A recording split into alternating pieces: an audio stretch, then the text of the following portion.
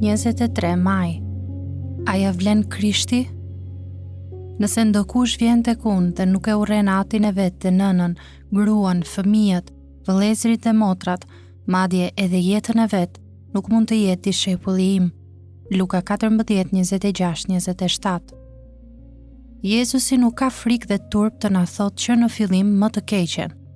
Çmimin me dhimbje i të qenit i krishter është: të urresh familjen, vargu 26, të mbash kryqin, vargu 27, të heqësh dorë nga zotërimet, vargu 33.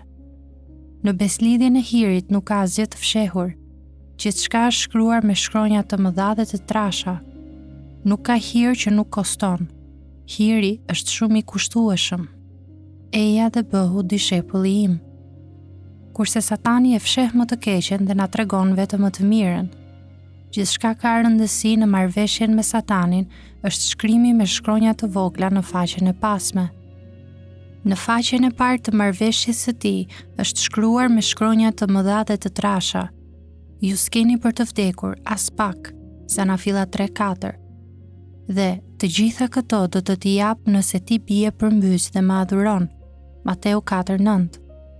Por në faqen e pasme e shkruar me shkronja të vogla, të cilat janë aq të vogla sa që mund t'i lexosh vetëm me lupën e Biblës, thuhet: dhe pas kënaqësive kalimtare do të vuash bashkë me mua në ferr. Pse Jezusi është i gatshëm të na tregojë si më të keqen e tij, ashtu edhe më të mirën, kurse Satani do të na tregojë vetëm më të mirën? Matthew Henry na jep përgjigjen kështu: Satani tregon më të mirën, por fsheh më të keqen, sepse më e mira e tij nuk do të kompensojë më të keqen e tij, por më e mira e Krishtit do të na kompensojë bollshëm. Thirrja e Jezusit nuk është vetëm një thirrje për vuajtje dhe vetmohim. Së pari ajo është një thirrje për një banket. Ky është thelbi i shëmbulltyrës te Luka 14:16-24.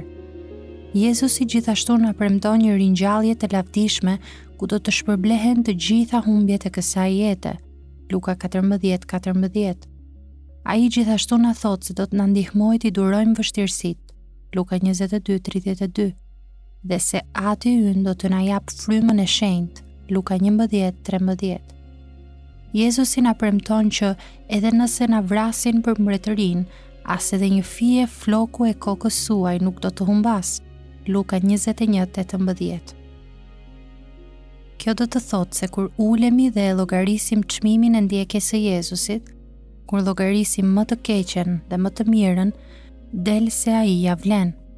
Ja vlen tej mase, Romakëve 8:18, 2 Korintasve 4:17.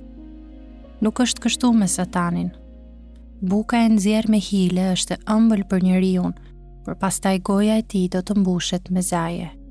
Fjalët e urta 20:17.